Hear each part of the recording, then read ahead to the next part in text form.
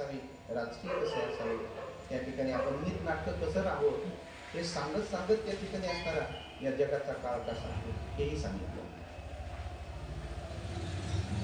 आणि सूर्य तर एकच आहे, पण एका सूर्यामध्ये काळ बदलतो, सकाळ, दुपार आणि संध्याकाळ. मनुष्य एकच आहे, पण मनुष्य एकाच मनुष्याचा काळ बदलत राहतो. बालकाळ, तारुण्य काळ आणि वृद्धकाळ. त्या ठिकाणी एकच जगाची सृष्टी आहे, पण त्याच्यात कलीचा काळ, त्याच्यामध्ये त्रेता, त्रता, द्वापार आणि कलिकाळ असा बदलत राहतो. याला काळ निरूपण त्या ठिकाणी म्हणतात. आणि म्हणून आपल्याला त्या ठिकाणी शिकवत असताना समर्थ सद्गुरू समर्थाने त्या ठिकाणी आजच्या समासामध्ये काळ रूपाचं त्या ठिकाणी काय केलेलं आहे, निरूपण केलेलं आहे. समर्थ मूळ माया जगदेश्वर, पुढे अष्टदेचा विस्तार, सृष्टी करणे आकार, आकारला. मूळ माया हे जगत ईश्वर आहे, अष्टदेचा प्रकृतीचा त्या ठिकाणी हा विस्तार आहे, सृष्टी कर्माचा आकार आहे, आकाराला आलेला आहे. हे अवघे नसता निर्मळ जैसे गगन अंतराळ, निराकारी काळ वेळ काहीच नाही. तसं पाहिलं तर त्या ठिकाणी या परमात्म्याच्या ठिकाणी काळ वेळ नाही, काळ वेळ नाम उच्चारिता नाही, दोन्ही पक्ष पायी काळ वेळ काहीच नाही. पण तुमच्या आमच्यासाठी त्या ठिकाणी काळीची वेळेची मर्यादा लावलेली. या ठिकाणी वास्तविक या दिवसाच्या पूर्ण काळामध्ये या दिवसाला काळ नाही, वेळ नाही. त्याला विचारलं, आता 8 वाजत आले, तुम्हाला आता 12 वाजले, तुम्हाला माहिती नाही. पण ही जी सगळी काही काळ वेळ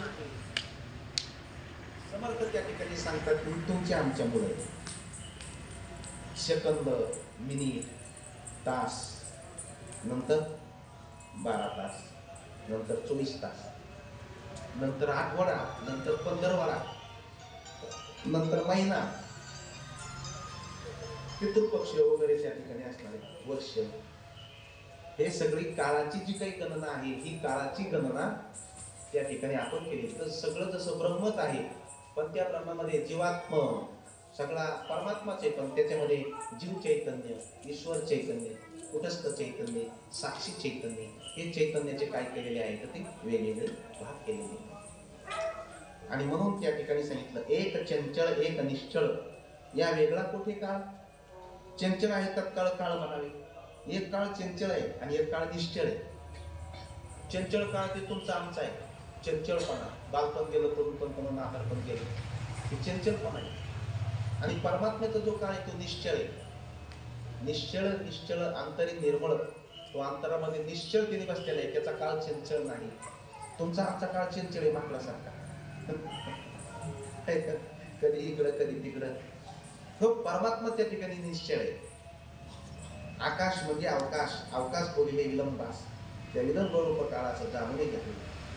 सूर्याकरिता विलंब कळे, गणना सकळाची आकडे, फळापासून पण घटिका प्रहर दिवस, अहोरात्र पक्ष मास, षण्मास वरियुगास ठाव झाला. फळ घटका प्रहर दिवस अहोरात्र पक्ष मास, षण्मास वरियुगास ठाव झाला.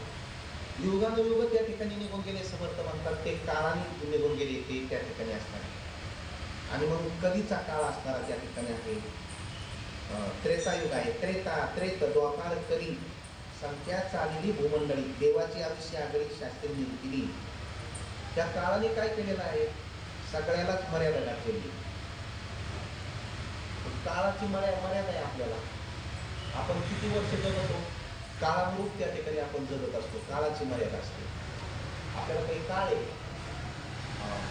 आपला काळ आहे सध्याचा, नंतर आपण काही काळाने त्या ठिकाणी निघून जाणार आहे, नंतर मुलाचा काळ राहणार आहे, त्याच्यानंतर नातवाचा काळ त्या ठिकाणी राहणार आहे.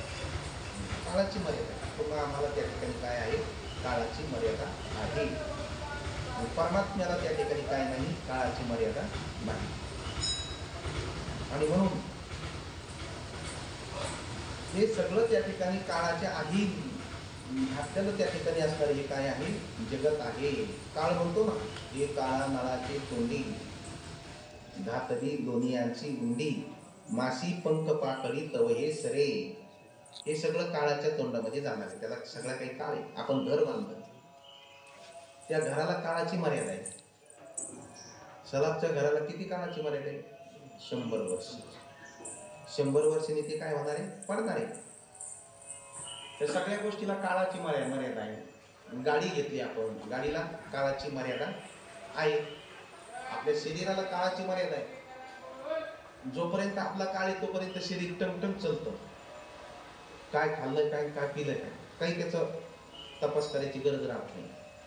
तुम्ही काही खा, ते पचतच, कारण शरीराचा काळ येतो. मारुती बाबा पुरेकर मध्ये कवळे कवळे दगड खाल्ले तरी पचत, कारण तो त्याचा काळ येतो शरीराचा. तो काही तक्रार आपल्याकडे करीत नाही. शरीर लाख मारी तिथं पाणी काढलं तरुणाच्या शरीरामध्ये, आणि त्याचा काळ संपला. तुम्ही काही खा, तक्रारच काही खाल्लं तरी पचत नाही. पचण्याकरता गोळ्या घ्यावा लागत, कारण शरीराचा काळ संपलेला. तरी माणसाला वाटतं आणखीन असं कसं काय व्हायला, तसं कसं काय व्हायला, तसं कसं काय होणारच नाही, कारण त्याच्या काळाची मर्यादा आहे. आणि म्हणून त्या ठिकाणी समर्थ आपल्याला सांगतात की काळाची मर्यादा त्या ठिकाणी लावलेली. काही घटिका, काही प्रहर, काही त्या ठिकाणी काळ त्या ठिकाणी असतो.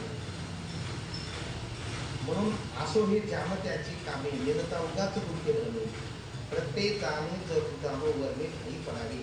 हे सगळं जाणत्याचं काम आहे. नेमका उगत भ्रमामध्ये राहतो, त्याला काही त्या ठिकाणी कळत नाही काळ काय अकाळ. पण जो जाणता आहे, त्यांनी दाखवलं ज्ञान घेतलेलं आहे, त्याला सगळं काळ वेळेची त्या ठिकाणी मर्यादा येते, कळत त्याचा लक्षात येतं. आणि म्हणूनच त्या ठिकाणी त्यांचं जे ज्ञान आहे अवघड सांगण्याकरता आणि उत्तम गुण अभ्यासाकरता त्या ठिकाणी सार्थ असणारा दाखवला. मूर्खपणा सोडण्याकरता आणि जाणतेपणा घेण्याकरता आणि कार्याची त्या ठिकाणी कारभार करण्याकरता दासबोध त्या ठिकाणी नावाचा काय आहे, हा ग्रंथ त्या ठिकाणी आहे. म्हणून जाणतेचे हे सगळे कामे नेमका ब्रह्मामध्ये त्या ठिकाणी राहतो. प्रत्येक जाणा जण वर्णे ठाई पडावे. म्हणजे आमच्याचं खूप चालत होतं गावामध्ये, तो काळ होता. आता त्याचं काही चालत नाही. पहिलं म्हणजे पुढून आले तर लोक रस्ता देत होते, आता बी रस्ता देतात, पण कटकट जाऊ दे म्हणतात. काळ असतो का ते? काकाला लांब बसते ते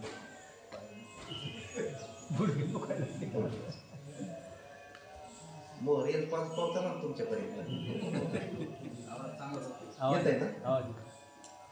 आणि म्हणून अशा त्या पद्धतीनं असणारा तो काळ. म्हणून समर्थ आपल्याला अगदी त्या ठिकाणी अशा पद्धतीची शिकवून त्या ठिकाणी देतात की जोपर्यंत काळ आहे तोपर्यंत अवगुण त्या ठिकाणी आपला ओळखला पाहिजे. एकदा काळ निघून गेल्यानंतर अवगुण ओळखून त्या ठिकाणी उपयोगाचा होत नाही. मग अवगुण कळतो, मग पश्चातापाची वेळ येते. पश्चातापाशिवाय आता मध्ये काहीच त्या ठिकाणी राहत नाही. एवढं समजून सांगणारे कोणी संतांनी सांगितलं एवढं समजून. समर्थ आपल्याला त्या ठिकाणी परमार्थ तर शिकवतात, पण व्यवहार शिकवतात.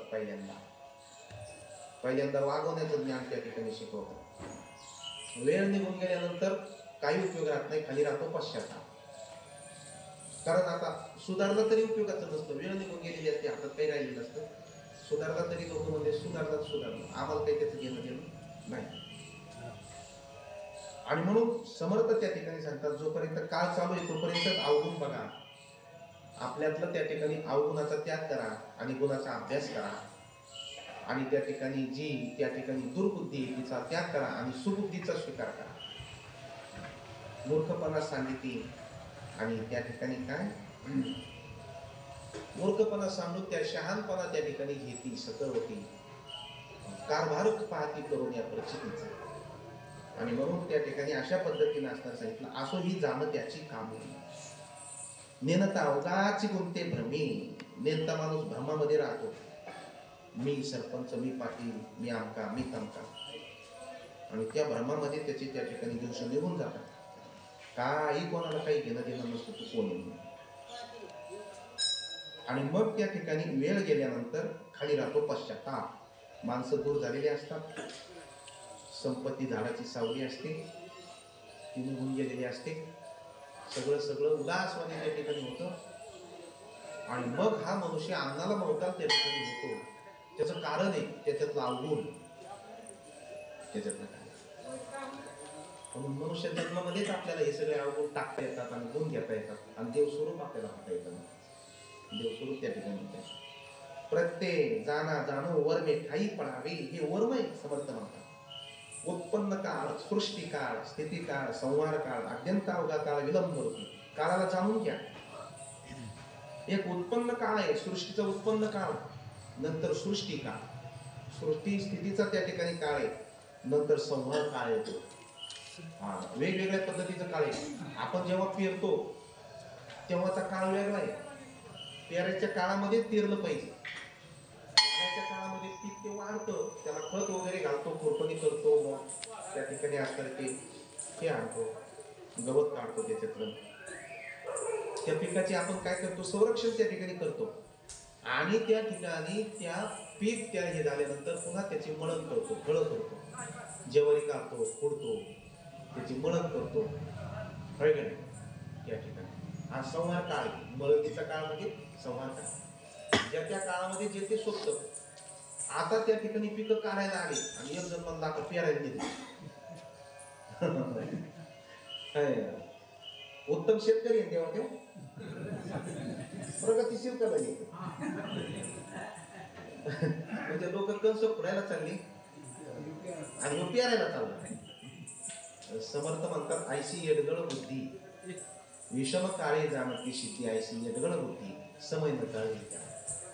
म्हणून माणसाला समय नाही कळाला तर त्या ठिकाणी त्याला येडगळ बुद्धी असं त्या ठिकाणी म्हटलेले आहे. ज्या त्या काळामध्ये जे ते असतो, लहानपणीच खेळायचं सोबत, म्हातारा झाल्यावर खेळायला लागला गोटे. लहानपणी वेळच नाही भेटला आम्हाला, बापान खेळूनच गेलं नाही. आता खेळतो का आता नातू सांभाळायचं. म्हणजे त्या ठिकाणी असणारा तो काळ, तुमच्या तारुण्याचा काळ, लग्नाचा काळ आहे त्या ठिकाणी असणारा. हे सगळे काळ आहेत ना. वय झाल्यानंतर काय येतं लग्नाचा काळ. त्या त्या पद्धतीनंच ते केलं पाहिजे. मुलाचं कौतुक केलं पाहिजे, सुनाचं कौतुक केलं पाहिजे. तुम्ही कुठं संसार थाटायला लागला. आणि म्हणून त्या ठिकाणी समर्थ आपल्याला काय सांगतात, प्रपंच पहिल्यांदा समोरून सांगतात. उत्पन्न काळ, सृष्टी काळ, स्थिती काळ, अत्यंत अवघा काळ, विलंब रूपी. जे जे जे प्रसंगी झाले ते काळाचे नाव पडले. बरे नसेल आम मागले तरी पुढे ऐका. जे ज्या प्रसंगामध्ये झालं त्याला त्या ठिकाणी त्या काळाचं नाव त्या ठिकाणी पडलं. पर्जन्य काळ, शीतकाळ, उष्ण काळ, संतोष काळ, सुख दुःख आनंद काळ, प्रत्यय येतो. पर्जन्य काळामध्ये ढग भरून येतात, विजेचा कडकडाट होतो, धोधो धोधो पाऊस पडतो, नदी नाल्यांना त्या ठिकाणी पूर येतो महाराज. आणि जिकडं तिकडे ही सृष्टी त्या ठिकाणी हिरवीगार अशा पद्धतीनं बहरून जात असते. त्याला पर्जन्य काळ म्हणतात. पर्जन्य काळामध्ये त्या ठिकाणी पाऊस पडण्याचा तो काळ आहे. शीतकाळ, पावसाळा संपला नाही संपला लगेच त्या ठिकाणी असणाऱ्या अश्विन महिन्यापासून थंडी त्या ठिकाणी निर्माण होते, याला हिवाळा म्हणतात. शीतकाळ नंतर संपल्यानंतर चैत्र महिना लागला की लगेच त्या ठिकाणी काय होतं, उष्ण काळ. अशा पद्धतीने हे देवानी निर्माण केलेले काळ आहे. ज्या त्या काळात जे ते सोबत. पावसाळा निघून गेल्यानंतर पाऊस आल्यावर लोक म्हणतात हे काय आहे, त्याला त्या पावसाला महत्व राहत नाही, त्याला त्या ठिकाणी मान्यता नाही. उष्ण काळ, संतोष काळ. माणसाच्या जीवनामध्ये एक दुःखाचा काळ असतो आणि एक सुखाचा काळ असतो. तर सुखाच्या काळात आपल्याला बरं वाटतं, पण दुःखाच्या काळात आपल्याला बडबडून त्या ठिकाणी आपण जात असतो. सुख दुःख आनंद काळ प्रत्यय येतो. प्रत्येकाला त्या ठिकाणी प्रत्ययाला येत असतो. सुख दुःखाचा काळ प्रत्येकाच्या जीवनामध्ये येत असतो. जेव्हा दुःखाचा काळ आला तेव्हा मनुष्य त्या ठिकाणी त्या दुःखाच्या अग्नीमध्ये त्या ठिकाणी भाजून जात असतो. आणि सुखाचा काळ आल्यानंतर त्या ठिकाणी असणारा तो आनंदामध्ये त्या ठिकाणी राहत असतो. पण या काळामधून प्रत्येकाला जावाच लागत असतो. पण संत म्हणतात सुखाचा काळ असू द्या, दुःखाचा काळ असू द्या, आपली बुद्धी त्या ठिकाणी सद्बुद्धी ठेवून ईश्वराची भक्ती सोडायची नाही. काळ सुखात वा सुख दुःख समान सकळ जीवाचा काळ, ज्ञानाचा उद्भव भक्ती प्रेमाचा कल्लोळ, धन्य जगी तोची एक हरिरंगिनाचे रामकृष्ण वासुदेव सदा स्मरेवाचे. तो धन्य की या सुखदुःखाच्या काळामध्ये त्या ठिकाणी तो हरीच्या रंगामध्ये राहतो, तो धन्य. आणि म्हणून दुःखाचा काळ आला तरी त्या ठिकाणी देवाचे पाय सोडू नका, कारण दुःखाच्या काळामध्ये देखील परमात्मा कवच धरत असतो. आणि सुखाचा काळ आला तरी त्याला विसरू नका. म्हणजे सुख दुःखामध्ये समान जे राहतात ना ते संत असतात, ते ज्ञानी असतात, ते साधू असतात. म्हणून समर्थ आपल्याला त्या ठिकाणी हे काळ येणार आहेत, पण याच्यामध्ये समान राहिलं पाहिजे हे शिकवतात. प्रातःकाळ, मध्यान्ह काळ, वसंत काळ, पर्वकाळ, कठीण काळ जाणी गेलो की जन्मकाळ, बाळतो काळ, तारुण्य काळ, वृद्ध काळ, अंतकाळ, विषम काळ, वेळ. विषम काळ त्या ठिकाणी येत असतो, जन्मकाळ, अंतकाळ त्या ठिकाणी येत असतो, आहे का नाही? जन्मकाळाचं काय नाही त्या ठिकाणी असणारा, स्थिती काळाचं, तारुण्य काळाचं काय नाही, पण अंतकाळाची माणसाला भीती वाटत असते. अंतकाळाची भीती वाटते म्हणून अंतकाळासाठी काय केलं पाहिजे, तर अंतकाळाचा सोयरा आपण जोडला पाहिजे. अंतकाळाचा सोयरा कोण आहे, तर अंतकाळाचा सोयरा आणि तुका म्हणे विठोबा. अंतकाळाचा सोयरा विठ्ठल धरला पाहिजे आणि तो खरोखरच उभा राहतो आपल्या विषम काळामध्ये तोच असतो. विषम काळामध्ये जर आपण भक्ती केली, दानधर्म घडलेला असेल, पुण्य मार्ग केले, लोक म्हणतात ऐका नाही काय काळ आला होता, वेळ आली नव्हती, किंवा देव पाठीमागं उभा राहिला, तुमची काहीतरी पुण्यही होती म्हणून हे सगळं निवारण झालं. तो त्या ठिकाणी असणारा अंतकाळाला उभा राहतो, त्याचं ब्रीद आहे. भक्ताच्या मागं पुढं उभा राहून त्याचा अंतकाळ त्या ठिकाणी मी व्यवस्थित करणार आहे, त्याचं काय आहे, काय त्या ठिकाणी ब्रीद आहे. मागे पुढे उभा राही संभाळीत आणि आधी आघात निवाराय. आणि म्हणून प्रदोष काळ, पुण्य काळ हे सगळे वेगवेगळ्या प्रकारचे ब्रह्मांड रचनेचे त्या ठिकाणी काळ. प्रपंच असून परमार्थ पाहे तोही एक स्थिती आहे, प्रारब्ध एक करून आहे लोकांमध्ये. आणि म्हणून प्रारब्ध योगाने त्या ठिकाणी लोकांमध्ये आपण राहिलं पाहिजे आणि प्रपंचामध्ये परमार्थ त्या ठिकाणी साधला पाहिजे, असं समर्थ आपल्याला त्या ठिकाणी सांगतात. तरीच जन्माचे सार्थक भले पहाटी उभे लोक, कारण मुळीचा विवेक पाहिला पाहिजे, तरच त्या ठिकाणी आपल्या जन्माचं काय होईल म्हणले सार्थक होईल. विवेकहीन जे जन ते जाणावे पशु समान, त्याचे ऐकता भाषण परलोक काहीच आहे. जे विवेकहीन लोक आहेत ते पशु समान आहेत, ते त्या ठिकाणी असणाऱ्या जनावरा समान आहेत. त्यांचं त्या ठिकाणी ज्ञान ऐकून आपलं कधी कल्याण होणार आहे? त्यांचं ज्ञान तर काय, खा प्या मजा करा, आईस करा, पुन्हा काय खरे माणसाचं मेलं म्हणजे गेलं, काय असतं त्याचे पण हे असतं, त्या कशाचा देव, कशाचा धर्म, कशाची भक्ती, मस्त गायचं गायचं आईस करायची, मजा करायची, हे त्यांचं ज्ञान आहे. आणि हे ज्ञान ऐकून त्या ठिकाणी स्वतःचंही मनुष्य वाटप करतो, कुटुंबाचं वर्तुळ करतो आणि त्या ठिकाणी आपलं भवितव्य त्या ठिकाणी अंधारामध्ये त्या ठिकाणी नेत असतो. म्हणून बरे आमचे काय गेले, जे जे केले ते फळाशी आले, पेरले ते उगवले भोगिती. आता संत म्हणतात किती सांगू तरी नाही तर ती बटकीची, पुढे शिंदडीची. पहिल्यांदा हात जोडून सांगितलेलं आहे, कर जोडून विनवितो तुम्हारे तुम्ही वासुदेव वासुदेव, नका गुतू विषया कामारे तुम्ही. हात जोडून सांग लागून या पाया विनितो, करा रे बापांनो, बाप म्हणले बापांनो साधन करायचे करा. पुन्हा जन्म नाही, पुन्हा यमाची यातना होणार आहे, ऐका नाही त्या ठिकाणी असणार. हात जोडून पाया पडून त्या ठिकाणी सांगितलेलं आहे. एवढं सांगून ती जर ऐकलं नाही तर मग म्हणले काय माई होती भूता फाशी, काय म्हणले भूतारच्या अवतारीचा त्यातनाथ महाराज त्या ठिकाणी होते. आणि तो खूप राहिले देखील गात्यामध्ये प्रखर बोललेले आहेत महाराज. महाराजांनी बाईची शिवी दिली, शिंदडी शिरत दिली, अनेक प्रकारचे अभंग येतात, त्या अभंगामध्ये कडक बोलले. म्हणजे त्या ठिकाणी हा देवाला त्या ठिकाणी ओळखीत नाही, टिंब टिंब त्याचे झाले अशी मुले. आणि म्हणून त्या ठिकाणी कशा का पद्धतीनं होईना आपल्याला त्या ठिकाणी ते काय भक्तियोग त्या ठिकाणी शिकवतात. कीर्ती करोनी नाही मेला, तो उगीचे आला आणि गेला, शहाणे होऊन बोलले काय सांगावे. अहो जो आला जन्माला तो मेला, त्याचं त्या ठिकाणी असणारं काहीच जर त्याचा गुण घेण्यासारखा नसला तर त्याचा व्यर्थच त्या ठिकाणी आहे. येथील अवघेची राखे अशी प्रत्यास येते, कोण काय घेऊन जाते सांगा नका. त्या ठिकाणी समर्थ म्हणतात इथलं इथंच राहतं, कोण काय घेऊन जाते का बरोबर? काहीच नेता येत नाही बरोबर आपल्याला. पदार्थी असावे उदास, विवेक पाहावा सावकाश, येणे करता जगदीश आलाप लाभे. या पदार्थामध्ये, या संसारामध्ये आपण उदास वृत्तीनं राहिलं पाहिजे आणि जगदीशाचा लाभ त्या ठिकाणी घेतला पाहिजे. आईचा लाभ बांधा गाठी, विठ्ठल पायी करे भीती. जगदीशा परता लाभ नाही, उधळले भाटी आता अवघी चिंता. संत दर्शनी हा लाभ, पद्मनाभ तो खरा लाभ आहे. या जगामध्ये ईश्वराशिवाय लाभ दुसरा कोणताच नाही. कारण तो जरी लाभ झाला तरी तो संपणार आहे आणि ईश्वराचा लाभ झाल्यानंतर तो संपणार नाही. कार्याकारण सर्व काही संसार करीत असताही समाधान. संसार करा ना, सोडायचा सांगितला नाही, पण समाधान. जगदीशाला जर घेऊन संसार केला तर तुमच्या संसारामध्ये समाधान राहील. मागा होते जनकाधिकांनी काही संसार काही सोडलाय का? ते नाही. जनकाधिकांनी राजे लोकांनी, दशरथ राजांनी सगळ्यांनी त्या ठिकाणी प्रपंच करूनच परमार्थ साधलेला आहे. प्रपंच करावा नेमका, घ्यावो विवेकी हो, हे का नाही? म्हणून प्रपंच नेमका केला पाहिजे.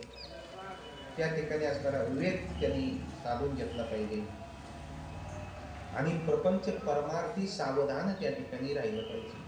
समर्थ आपल्याला त्या ठिकाणी शिकवतात. संसार करीत असताही समाधान, जनता ठिकाणी राज्य करीताही अनेक पैसेचे आता पुण्य श्लोक कित्येकासाठी.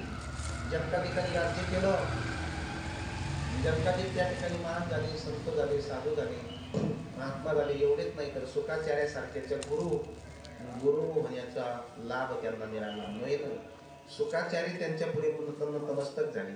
कोण आहे शुकाचार्य? निष्पुरी आहे महाराज. ब्रह्मचारी आहेत, निष्पुरी आहेत, त्यागी आहेत, संन्यासी असणारे ते शुकाचार्य आहेत. परंतु प्रापंचिक असणाऱ्या राण्यांचा एक त्या ठिकाणी राजा, प्रापंचिकाचं त्या ठिकाणी त्यांना शिष्यत्व पत्करावं लागलं जनकाधिकाला. का बरं? कारण जनकाधिकाने प्रपंचच तसा केला, प्रपंच जाणून प्रपंच केला म्हणून जनकाधिक प्रपंचात असून निष्प्रपंची ठरले. प्रपंच राज्य करूनही ते निष्पृही ठरले. जनकाधिक राजा होता तरी ते निष्पृही ठरले त्या ठिकाणी. कारण राज्य केलं नाही का त्यांनी? केला. सगळ्या गोष्टी अगदी तंतोतंत केल्या तरी पण त्याच्यामध्ये ते मुक्त झाले नाही. आणि म्हणून जनकाधिकासारखं त्या ठिकाणी आपण काय केलं पाहिजे? राज्य केलं. आता नाही, आता बी आहेत, करतात त्या ठिकाणी. म्हणून त्या ठिकाणी जनकाधिकासारखं राज्य केलं पाहिजे. जनकाधिकासारखा संसार करा, मोठा करा. माड्या बांधा, घोडे घ्या, गाड्या घ्या. नका तेजू रांडा पोरे आणि बांधा माड्या घोडे. त्या ठिकाणी संसाराचा त्याग सांगितला नाही, पण संसार करण्याची रीत सांगितलेली आहे. संसार करण्याचं वर्म त्या ठिकाणी सांगितलेलं. वर्म ते एक आहे, दृढ धरावा भाव, जाणीव नागवन लागवणे लिखिताव. अशा पद्धतीने असणारं ते वर्म आहे. राजा असता मृत्यू आला, लक्ष कोटी कबूल झाला, तरी सांडोनी तयाला मृत्यू काही. आणि नाही जर त्या ठिकाणी आपण परमार्थ केला तर काय होणार आहे? तर त्या ठिकाणी परमार्थ नाही केला तर शेवटी हे सगळं लयाला जाणारच. लतिका व्यवहार वाया येल झार अरे विन, नाहीतरी संसारू जाईल लया, आहे का? हे साथी आलिया ओळखा सारंग धरू, नाहीतरी संसारू. नाहीतर आपण परमात्म्याचं साध्य नाही केलं तर हे, कारण हे काळ निरूपणच सांगितलेलं आहे समर्थाने. काळ कोणासाठी थांबणार नाही. तो म्हणणार नाही, एखादा म्हणला थांबा थांबा, मी तेव्हा केलं नाही पण आता मला करायचंय, थोडं थांबा थांबा. काळ थांबतो का आपल्याकरता? एखादा म्हणला थांबा जर माझं हे काम राहिलं, दुपार होऊ नको बरं सूर्य आताच. सूर्यांना त्यांनी जर प्रार्थना केली दुपार होऊ नको, कारण हे मला दुपारपर्यंत काम करायचं, पण झालं नाही. सूर्य थांबल काय त्याच्याकरता? आपल्याकरता काळ थांबत नाही, घड्याळ थांबत. घड्याळ म्हणते मी माझं काम करतो, तू तुझं करीच आहे. ते मला बाकीचं काही सांगायचं, काळ कोणाकरता थांबत नाही. बघता बघता आपलं तारुण्य निघून जातं, बघता बघता वृद्धपण येतं, बघता बघता वृद्धपणही निघून जातो आणि अंतकाळ येतो. बघता बघता त्या ठिकाणी अंतकाळ हात जोडून त्या ठिकाणी पुढा उभा राहतो आणि मग राज असता मृत्यू आला. राजा आहे, धनधान्य संपदा भरपूर आहे, मृत्यू काळ उभा त्या ठिकाणी थांबतो. समोर मृत्यू उभा राहिला, मग त्यांनी काय केलं, त्या श्रीमंत माणसाने, सावकाराने, राजाने त्या मृत्यूला त्या ठिकाणी त्यांची सहमती केली आणि दोघांमध्ये त्या ठिकाणी बोलणी झाली आणि त्यांनी सांगितलं, हे बघ चित्रगुप्ताला सांगू नको, मी तुला सुवर्ण कोटी मुद्रा देतो, कोटी सुवर्ण मुद्रा देतो त्या ठिकाणी, पण मला त्या 8 दिवसाचा आवाज, 8 दिवस तू काही माझ्याकडे दुसरंच तुला किती मुद्रा देतो तुम्ही, असं ना, सुवर्ण कोटी मुद्रा त्या ठिकाणी तुला देतो, 1,00,000 कोटी, 1,00,000 कोटी मुद्रा तुला त्या ठिकाणी मी देतो, पण मला 8 दिवसाचा आवाज दिली, कारण मोठी पोरगी नागपूरला आहे, तिची ती अमेरिकेला येते आणि पोरं मुंबईला इकडे तिकडे, त्याला बोलून घेतो आणि 8 दिवस मस्त कुटुंबात राहतो, बघतो, नंतर घेऊन जातो, असं तो काळाला मानला. आणि काळाने त्याचं तेवढ्या 1,00,000 कोटी मुद्रा घेऊन काळ म्हणला 8 दिवसांनी निघतो. हा वा, हे बघा इथं खाली भूमीमध्ये त्याचं उत्तरार्ध त्या ठिकाणी दिलेलं आहे, प्रश्नाचं उत्तर दिलं. राजा असता मृत्यू आला, 1,00,000 कोटी कबूल झाला, तरी सोडीना तयाला म्हणजे मला कबूल होतच आले. अशी किती भ्रष्टाचार केले रे तो, किती लोकांना फसवलं, किती भ्रष्टाचार केले, किती काय काय देऊन काय काय केलं असतो. हा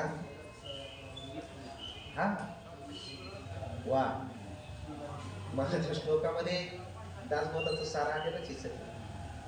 देह रक्षणा काळ यत्न केला, परी शेवटी काळ घेऊ, महाथोर ते मृत्यू पंथेची गेले, किती एकते जन्मले.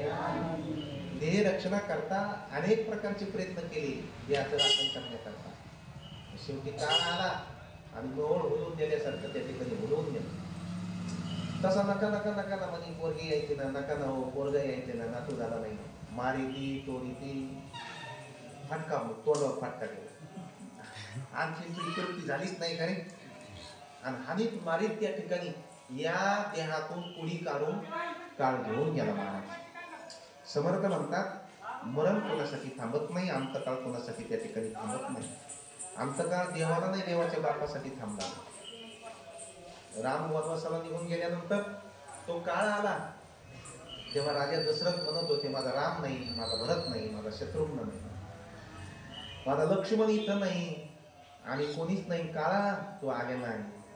काळाने सांगितलं, ते मला काही माहित नाही. राम तर जगाचा मालक होता ना, ब्रह्मांडाचा तो नायक होता, आणि त्याच्या बापासाठी देखील काळ थांबत नाही, एक क्षणही त्या ठिकाणी थांबत नाही. प्रारब्धानुसार त्याला चित्र दाखवले जातं, काळ दाखवतो. राजा दशरथाला त्या भिंतीवर दिसतंय आणि कौशल्याला सांगते राजा दशरथ, बघ ना कौशल्य, ते त्या भिंतीवर बघ ना, तो दिपाळ पुरुष त्या ठिकाणी आलेला आहे, जबडा वाचून माझ्याकडे बघतो, 11 विक्राळे मला चल चल असा त्या ठिकाणी म्हणायला लागलेला आहे, बघ ना तो कोण येतं, बघ ना तो कालच आहे ना तो. कौशल्य पलीकडे बघ, 2 वृद्ध ब्राह्मण दिसतात आणि एक त्यांचा एकुलता एक मुलगा दिसतो, आणि ते ब्राह्मण काय म्हणतात बघ ना, ते वृद्ध असणारे माता पिता काय म्हणतात, राजा आम्ही जसं आमच्या मुला वाचून तरफडून पाणी पाणी करून मरतो ना राजा, तुलाही तसं 4 मुलं असूनही तरफडून पाण्या वाचून मरावं लागते. हे बघ कौशल्य तुला दिसत नाही का, कारण शाप दिलेला होता ना राजाला, आमच्या श्रावणामुळं त्या ठिकाणी आमचा श्रावण बाळ मारला, आम्ही श्रावणा वेळ तरफडून मरतो राजा, तुझेही मुलं तुझ्या जवळ राहणार नाही, तर पाणी पाजायला राहणार. आणि मग कौशल्य बघतो शाप, बघतो काळ, मला आता काळ ठेवत नाही, काळ थांबला नाही. राजा दशरथाच्या जो मृत्यूचा क्षण होता त्या क्षणी तत्काळी काळ घेऊन जातो महाराज.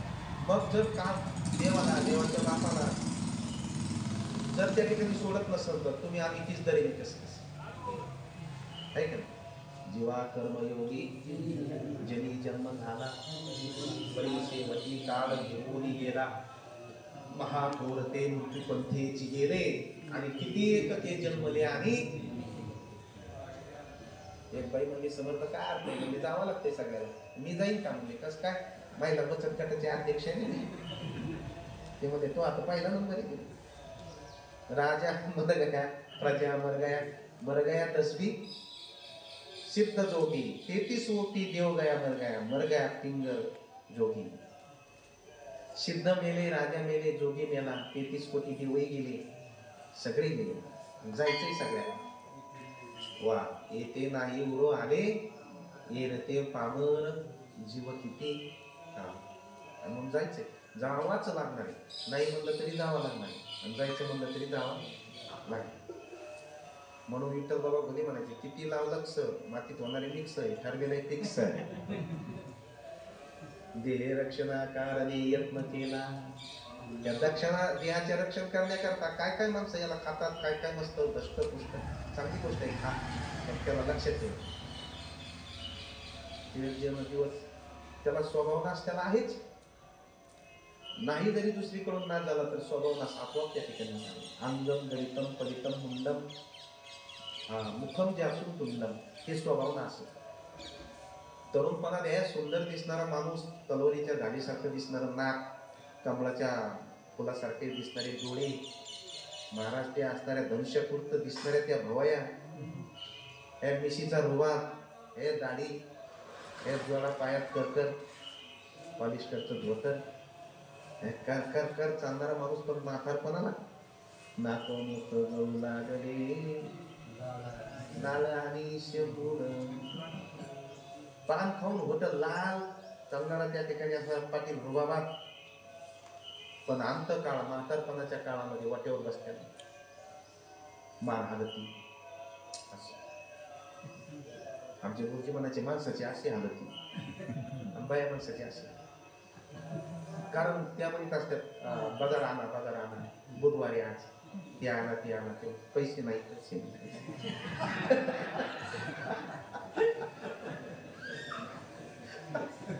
पहिले इंद्रिया सकळा लावतो निराळा.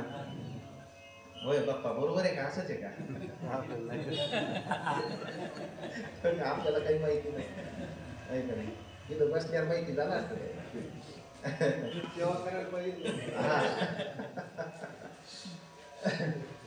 आणि म्हणून अशा पद्धतीने असणार ते काही काळ असतो ना, तो अंत काळ असतो, वृद्धप काळ त्या ठिकाणी असतो. तो काळ त्या ठिकाणी कोणासाठी थांबत नाही. म्हणून राजा असता मृत्यू आला, 1,00,000 कोटी कबूल झाला, तरी सोडवून त्याला मृत्यू काही त्याला त्या ठिकाणी सोडत नाही. आणि म्हणून हे सगळे काळ आपल्याला